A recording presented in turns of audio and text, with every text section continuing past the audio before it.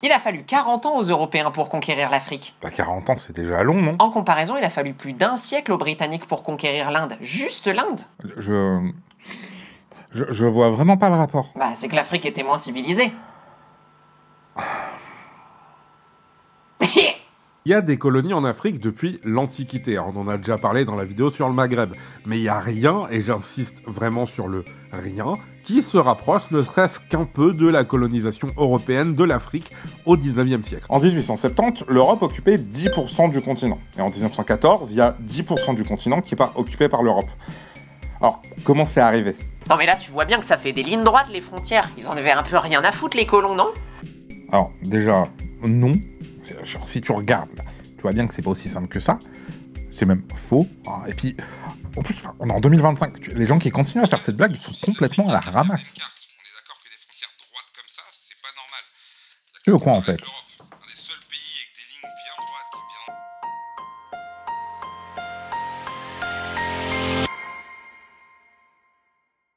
qui Yo. Alors, avant de reprendre la vidéo, je vais prendre 2 petites secondes pour vous parler de notre sponsor du jour, Oli. Oui. Alors, comme on l'a très gentiment fait remarquer, Oli, c'est des boissons qui se boivent. Non, alors, parce que, en fait, je pensais que c'était que des boissons énergétiques, là, mais du coup, ils m'ont envoyé leur pack de découverte, là. Donc, j'ai pu tester un peu le reste. Hein, et du coup, il y a genre des trucs hydratants. Il y a même des milkshakes. Tu mets du lait dans la poudre et ça fait un milkshake. Sorcellerie. Si vous êtes curieux mais que vous savez pas quoi essayer, vous pouvez tester leur pack de démarrage, justement, avec le lien dans la description ou via le QR code qui est genre là ou là, je sais pas encore où je vais le mettre en post-prod. Vous pouvez aussi, tout simplement, avoir 5 € de réduction sur votre première commande à partir de 15 € avec le code DAVE5 et le code DAVE tout court pour avoir 10% de réduction sur tout. Non mais c'est juste Dave, D-A-V-E. D-A-V-E dans ce sens-là. Alors perso, ça a plus ou moins remplacé ma surconsommation de Red Bull, hein, c'est sans sucre, sans taurine ni caféine, et niveau tarif, ça fait économiser une 50aine de canettes. On est pas mal, je pense. Par contre, c'est pas YOLO non plus, hein, c'est pas de l'eau, hein, donc comme n'importe quelle boisson sucrée et ou énergisante, descendez-en pas 2 litres par jour pour boire de l'eau à côté. C'est bien l'eau, c'est important l'eau pour la vie. Bref, merci à Oli hein, pour leur sponsor. Et on rappelle, hein, c'est majoritairement grâce à ce genre de partenariat qu'on arrive à produire ces vidéos. Quoi? Il y a une remarque qu'on pourrait faire sur les frontières de certains pays africains et que je vois vraiment pas assez souvent. Il y en a qui sont chelous quand même. Hein. Non, parce que regardez-moi ça là. Et il sait pas c'est quoi. Et puis là. Genre, poto, pourquoi l'Afrique du Sud, elle a mangé 2 pays? Tout ça, ça trouve sa réponse dans... la colonisation, il faut suivre 2 secondes. Hein. Donc, pour revenir à ce que je disais un peu plus tôt, 1870, l'occupation européenne en Afrique, ça ressemble à ça. Et en 1914, on est plutôt là. C'est pas un hasard, hein. Ça fait même partie de tout un processus qu'on a appelé le partage de l'Afrique. Les roast-beef, ils disent ruée vers l'Afrique, c'est un peu plus parlant en vrai. Mais quasiment du jour au lendemain, toutes les puissances européennes veulent leur lopin de terre sur le continent. Tout le monde veut être le premier à trouver la source du Nil, du Congo, récupérer des ressources. Bref, tout le monde veut être le premier à faire quelque chose en Afrique. Pourtant, c'était pas une évidence. Si on repart de 1870, il y avait genre les Anglais au Cap de Bonne-Espérance et à l'île Maurice, des États-Unis avaient fondé le Libéria, pas comme une colonie mais comme un pays indépendant, et la France avait la Réunion et l'Algérie. Le gros de la présence européenne sur le continent africain à cette époque, c'est surtout des comptoirs commerciaux installés sur les côtes. Mais le 19e siècle, c'est aussi la période des explorateurs. Les Brazza, Bruce, Pinto, Livingstone, tout autant de mecs riches avec un peu trop de temps libre qui se sont donnés pour mission de percer les mystères de l'Afrique. Je fais des guillemets avec les doigts si vous voyez pas.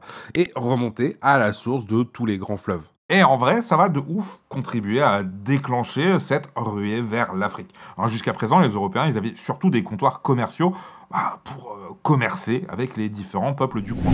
Et ça se retrouve dans le nom de certaines régions, comme la Côte d'Or, le Ghana actuel où on échangeait de l'or, la Côte d'Ivoire, pour l'ivoire, ou la Côte des Esclaves, où on échangeait... Enfin, vous voyez le concept, quoi. Moi, je trouve ça très clair, hein. C'est comme quand je vais chez McDonald's, je sais que je peux acheter des Donalds. Et y a pas plus d'intérêt que ça sur le moment. On se ravitaille sur la route de l'Asie, on achète de l'or, de l'ivoire ou des diamants et basta. Mais en allant plus loin dans les terres, on commence à se rendre compte qu'il y a beaucoup plus à exploiter exploiter, le tout sans avoir à rien donner aux locaux, sachant qu'avec la fin de la traite d'esclaves, le commerce avec l'Europe avait déjà pas mal diminué. Mais en plus des ressources, il y a un truc vraiment débile qui va se rajouter par-dessus, c'est la compétition. Vous savez comment les États-Unis et la Russie ont dépensé des millions pour aller dans l'espace, puis sur la Lune, dans le concours de Zob le plus cher de l'histoire, là, la ruée vers l'Afrique, c'est aussi ça. Les Belges, enfin le roi Léopold, commencent à cartographier et réclamer en son nom la région du Congo. En parallèle, les Anglais commencent à remonter le Nil pour découvrir sa source et prennent au passage le contrôle de la région du Soudan. Les Français, eux, décident que c'est super important de remonter le fleuve Niger pour prendre le contrôle du Soudan et de ses réserves d'or. Mais c'est pas le même Soudan, à l'époque le Soudan c'est tout ça là. Bref, tout le monde commence à se précipiter pour réclamer son bout de terre en Afrique avant que les petits copains ne le fassent. Mais c'est pas tant une prio que ça pour tout le monde. Par exemple, le gouvernement français, eux, ils n'étaient pas si chauds que ça en vrai. Le pays est déjà en train de se saigner pour se reconstruire après la guerre avec la Prusse, et ça n'a pas l'air si intéressant que ça d'aller envahir des terres au pif sur un territoire lointain. Du coup, va falloir ruser pour convaincre le gouvernement de lâcher des thunes. Et ruser, ils vont.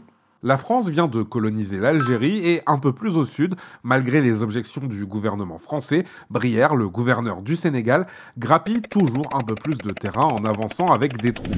En vrai, débloquer le Soudan occidental, ça permettrait que toute cette zone fasse partie de l'Empire français. Et puis bon, au final, la Troisième République fraîchement formée prend un peu la confiance avec l'Algérie et se dit qu'il y a peut-être moyen en vrai. Mais le truc qui va finir de convaincre tout le monde, c'est le train. En 1879, on propose de créer une ligne transsaharienne pour relier l'Algérie au Sénégal, qui traverserait le désert du Sahara et le Soudan donc. Et franchement, moi-même, je suis surpris d'à quel point ça a hypé tout le monde, cette histoire de train-là. On va direct mettre en place une commission pour décider de si on y va ou pas. Commission qui va direct débloquer des fonds pour lancer une étude de faisabilité. Les mecs, ils sont super chauds. Maurice Rouvier, le rapporteur de la commission, dira même « La France ne peut se dispenser de prendre part dans le mouvement qui entraîne l'Europe vers les régions africaines dont on commence à entrevoir les richesses. » Au final, le projet récoltera 800 000 francs, à environ 3 milliards d'euros. Environ. Mais bon, à l'ère du vulgachage, ça se fera jamais. On va construire genre 160 km de rails sous Vichy, mais en 1949, on finit par ranger le dossier parce que, bon, ça va bien 2 secondes ces bêtises. En plus, on a des voitures maintenant. Mais bon, ça a permis de justifier l'invasion du Soudan, qui a pris 15 ans quand même, et nécessité tout un tas d'alliances avec des chefs locaux. Et c'est que le début, pour éviter que ça dégénère dès que tout le monde va vouloir son bout d'Afrique, on organise le 15 novembre 1884 une conférence à Berlin. La conférence des copains qui veulent pas que ça se passe mal en Afrique Berlin. de Berlin. De Berlin, c'est ce que j'ai dit, à peu de choses près. La conférence de Berlin. Tu vois? C'est ce que j'ai dit. Ouais. Oui. Des représentants de tous les pays européens, sauf la Suisse, c'est toujours sauf la Suisse, mais aussi des États-Unis et de l'Empire ottoman se retrouvent à 14h chez Bismarck lui-même face à une carte de l'Afrique. Le projet, civiliser l'Afrique en ouvrant l'intérieur du continent au commerce européen. J'ai encore fait des guillemets avec mes doigts, mais vous pouvez toujours pas le voir. On notera quand même qu'aucun représentant africain ne sera invité. C'est chez eux, mais il faudrait pas abuser non plus. Il y a bien le sultanat de Zanzibar qui a demandé à participer, mais on leur a dit que c'était une réunion de grandes personnes et qu'ils allaient devoir demander à la couronne britannique s'ils voulaient récupérer des trucs. Globalement, le but de la conférence, c'est permettre à Bismarck de mettre en avant son pays fraîchement créé sur la scène diplomatique européenne. Ah pardon, désolé, j'ai mal. Le but, donc, c'est établir des règles concrètes sur la colonisation de l'Afrique.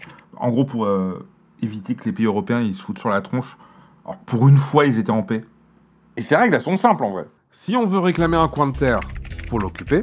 Les fleuves Congo, Niger et leurs bassins sont en accès libre à tout le monde, enfin aux puissances européennes, autant pour la navigation que le commerce. Le Congo appartient au roi Léopold II de Belgique et à lui tout seul. On va lui retirer quelques années plus tard parce qu'il va faire des trucs vraiment hardcore locaux, même pour les standards européens de l'époque sur ce qui est acceptable de faire à des personnes pas blanches. C'est dire. Et en parlant de ça, un des points principaux de la conférence de Berlin, c'est l'arrêt de la traite d'esclaves dans tous les territoires africains occupés par les Européens. C'est beau, c'est noble, la civilisation arrive enfin en Afrique. Ah non mais tu vois, c'est super réglo comme règle. Mais en quoi c'est réglo? L'accès au fleuve, c'est bien ça, non? Alors, t'as Léopold II. Il s'accapare un pays pour lui tout seul, avec les gens qui vivent dedans. Et t'appelles ça réglo? Ah bah après, tu sais pas, hein, c'était peut-être mieux pour les gens du Congo. Et puis, y a pas que eux, hein, y a les Français aussi. 15 ans. Quoi, 15 ans? Il a fallu 15 ans à la France pour mettre en place les travaux forcés dans ces colonies africaines. Alors, on parle tout le temps de l'abolition de l'esclavage dans les colonies en 1848, mais de 1900 à 1946, les personnes colonisées étaient forcées de travailler. Il n'y a pas beaucoup de pays qui peuvent se vanter d'avoir aboli l'esclavage 3 fois. Hein. Moi, je trouve que tu fais une fixette sur les mêmes choses à chaque fois. C'est pas très sain tout ça quand même. Bref, du coup voilà, alors, l'Afrique est à 90% occupée par des puissances étrangères et ça a à peine pris 40 ans. Ça, c'est le pourquoi. Mais comment du coup? Alors, il n'y a pas de réponse magique, mais on va quand même essayer. Déjà, il y a les avancées de la médecine. Entre la malaria et la fièvre jaune, toutes les expéditions qui avaient tenté de rentrer dans les terres ont fait face à un taux de mortalité d'entre 20 et 40% en fonction des coins. Genre 4 mecs sur 10 qui reviennent potentiellement pas. Alors, mais le 19e siècle, c'est justement la période où on va commencer à trouver des remèdes à ces maladies. Ce qui est quand même plus sympa si tu veux aller te balader plus loin que sur les côtes. Donc on peut enfin se permettre de monter des expéditions qui vont pas clamser à la première minute du film. Autre grosse avancée, la technologie. Au 19e siècle, on invente la mitrailleuse. Moi, j'aime bien les mitraillettes. Une mitrailleuse, donc, ça permet de décimer des dizaines d'hommes en quelques secondes. On a l'exemple du Zimbabwe, où en octobre 1893, l'armée britannique a tué 1500 soldats ndébélés avec 5 mitrailleuses, tout en ne perdant que 4 hommes de leur côté. Voilà. Ok, t'es peut-être juste pas prêt pour les mitraillettes, c'est tout. T'as un problème, tu sais ça. Je vois pas de quoi vous parlez. Jusqu'à l'apparition des armes à feu, et je dirais même plus des armes à feu automatiques comme les mitrailleuses, les Européens étaient plus ou moins à armes égales avec les différents royaumes et empires africains. Il y a qu'à voir comment les Britanniques ont galéré contre les Zoulous au sud, ou les Français contre les Amazirs. Ça s'est pas fait en un jour. Très loin de là même. Si les Européens ont attendu la fin du 19e siècle pour rentrer dans les terres, c'est aussi parce que la résistance locale les en empêchait. Même si l'imaginaire colonial nous a laissé avec des images de gentils sauvages qui vivent d'air et d'eau fraîche dans des huttes, l'Afrique, comme tous les continents, c'est une constellation d'États et de peuples distincts, avec leurs propres agendas politiques. Voir des étrangers débarquer pour interférer avec leurs affaires, ça n'a pas forcément été bien accueilli par tout le monde. D'ailleurs, il y a certaines nations qui sont alliées aux Européens contre d'autres nations du coin parce que ça les arrangeait, pour ensuite se retourner contre les Européens quand ils commençaient à s'intéresser d'un peu trop près à leur territoire. C'était pas aussi simple que Européens arrivent, Africains conquis. Mais ça se limite pas qu'aux armes. Il y a les bateaux à vapeur par exemple qui permettent de remonter les fleuves et contourner le continent beaucoup plus rapidement sans dépendre des vents ni des courants. Et le train aussi, même si le transsaharien a jamais été construit, il y a eu tout un tas de lignes qui ont été ouvertes et ont permis de se déplacer super rapidement dans le continent. Si on rajoute à ça le télégraphe qui permet de transmettre des informations quasi instantanément, au 19e siècle et au début du 20e, l'avance technologique des Occidentaux, en plus de leur coopération pour se partager les différents territoires, donne effectivement un avantage sur les populations locales. Mais si je parle de coopération, ce qui ne ressemble pas franchement aux pays européens de l'époque, c'est aussi parce que c'est ce qui va mettre un terme à la ruée sur l'Afrique. J'ai utilisé plusieurs fois 1914 pour illustrer l'avancée coloniale. C'est aussi plus ou moins le moment où elle s'arrête, avec la Première Guerre mondiale. Plus de coopération, on se tire dans les pattes à domicile. On va clairement pas se poser autour d'une table pour discuter et négocier des frontières à 5000 km. Non, vraiment, les Européens qui se tirent pas dessus pendant 30 ans, c'était un bel exploit en vrai. Parce que c'est une civilisation supérieure. Non mais t'entends ce que tu veux en fait. Elle te dérange pas là? Bah elle? Je te jure qu'il y avait quelqu'un là. Il y a un dernier point qui peut paraître négligeable comme ça, mais il perdure toujours aujourd'hui, c'est l'idéologie. Notamment ici la théorie des races qui a émergé de la biologie du XVIIe siècle et qui a grandement permis de légitimer l'esclavage des différents peuples du monde, notamment en Afrique. Elle met l'homme européen blanc au-dessus de tous les autres, et du coup, il aurait le droit de faire ce qu'il veut des autres. Le 19e siècle va voir un 180 degrés de la logique apportée par cette réflexion suite à l'abolition de l'esclavage. Si l'homme blanc est supérieur, sa mission, que dis-je, son fardeau est d'apporter la civilisation à ces peuples sauvages. De fait, il est de leur devoir de conquérir ces terres et ces peuples pour les emmener dans l'âge moderne. Dans la limite de leur capacité, hein. On rappelle que ces gens à conquérir, là, ils sont tout de même considérés comme inférieurs. Et il y a des gens qui y croient premier degré à ça. Et encore aujourd'hui, on va pas se mentir. La France ne peut être seulement un pays libre. Elle doit être aussi un grand pays, exerçant sur les destinées de l'Europe toute l'influence qui lui appartient, et porter partout où elle le peut sa langue, ses mœurs, son drapeau, ses armes, son génie. Tu vois, le bon sens, c'est de droite. C'est Jules Ferry.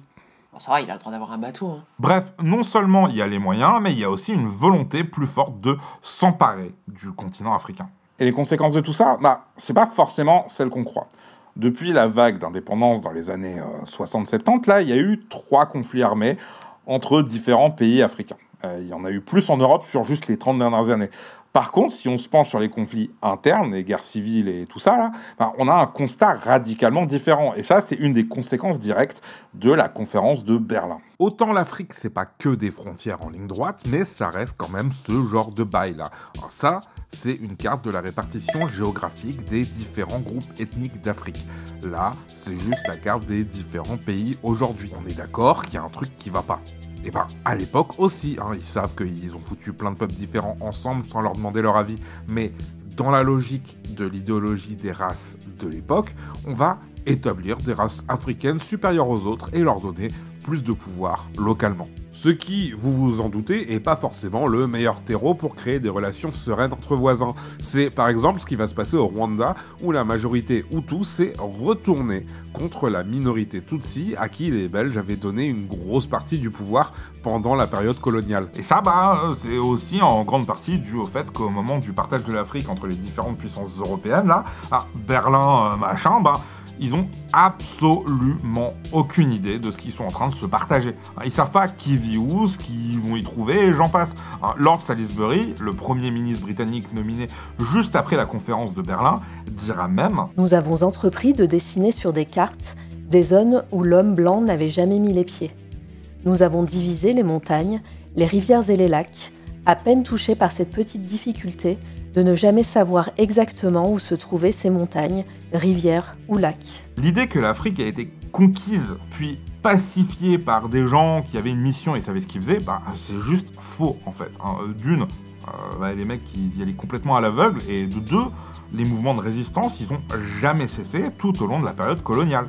Même les groupes qui s'étaient alliés aux Français ou aux Anglais l'ont fait pour servir leurs propres intérêts politiques dans la région, et certains n'ont pas eu de mal à se retourner contre leurs alliés européens quand ces objectifs ont changé. Et c'est un truc qu'on retrouve partout en Afrique coloniale. D'Alger à Madagascar, jusqu'à l'indépendance, aucun peuple n'est resté passif pendant l'occupation. Le général Joseph Gallieni, vous avez sûrement dû voir des rues à son nom-là, il raconte lui-même à quel point ça a été compliqué d'envahir Madagascar à cause de la résistance locale. La mise en valeur de notre nouvelle colonie est arrêtée net. Les colons n'osent plus rien tenter dans un pays dont l'insécurité est maintenant complète. Le commerce et la colonisation sont paralysés. Donc oui, l'Afrique et ses populations ont été envahies de manière excessivement rapide à cause de plein de facteurs différents qui continuent de façonner la vision du monde de beaucoup d'entre nous aujourd'hui. Mais ça a jamais été une conquête au bulldozer suivie de 80 ans d'occupation calme et sans accroc. Bien au contraire. Je trouve que tu fais quand même beaucoup de reproches aux Occidentaux, hein. On va pas continuer à s'excuser éternellement pour des trucs que les mecs ont fait il y a 200 ans. Et puis, ils pensaient bien faire. Qui a parlé de s'excuser en fait? Et j'ai juré, tu me fatigues. Tout de suite l'agressivité. Non mais, on va mettre les choses au clair 2 secondes. Si tu critiques le président français en 2025, est-ce que ça veut dire que tu détestes la France? Ok, mais du coup, tu vois la différence entre critiquer les actions d'un dirigeant et dire que tout un pays pue la merde. Non mais ça, c'est pas pareil. Pourquoi c'est pas pareil? Toi, t'es... Et moi, je suis... Non. T'as un problème, tu sais ça. Cette vidéo sera clairement pas l'alpha et l'oméga du sujet, et ça se trouve, mes idées elles seront périmées d'ici quelques années, voire d'ici quelques mois, parce que c'est compliqué. Hein. Des historiens, des politiciens et tutti quanti, là, ils proposent régulièrement de nouvelles explications qui s'éloignent radicalement des autres. Et en plus, ça varie en fonction des pays et du but de l'auteur. Il n'y a pas de réponse définitive et absolue, mais une collection de facteurs, dont certains qu'on n'a sûrement pas encore bien cernés. Ah, et vous vous rappelez quand je parlais des formes cheloues des pays au début, là? Non, parce que j'ai jamais expliqué au final. Hein. Et en grande partie, c'est dû aux rivières. Hein. Genre, la Gambie, c'est vraiment les Britanniques qui ont fait un speedrun du truc pour trouver la source de la rivière du même nom. Et aujourd'hui, on se retrouve avec un pays qui a juste le tracé d'une rivière en plein milieu, quoi. Pour la République démocratique du Congo, il y a un mélange de fallait que ce soit relié à la mer et les Belges se sont arrangés avec les Français et les Portugais, puis au sud avec les Britanniques pour pouvoir suivre le fleuve Zambézie et ses affluents. Enfin, vraiment, c'est archi aléatoire à chaque fois. Un peu comme l'histoire, quoi. Enfin, bref. Merci d'avoir regardé la vidéo en entier, si vous êtes encore là. Du coup, si jamais vous voulez soutenir notre travail, vous pouvez nous faire un don sur Tipeee ou Patreon, si vous pouvez et le voulez. Ça donne accès aux vidéos un jour en avance, sans pub ni sponsor, et ça nous permet d'en faire d'autres, ce qui est déjà sympa. Merci beaucoup, et moi je vous dis à la prochaine vidéo.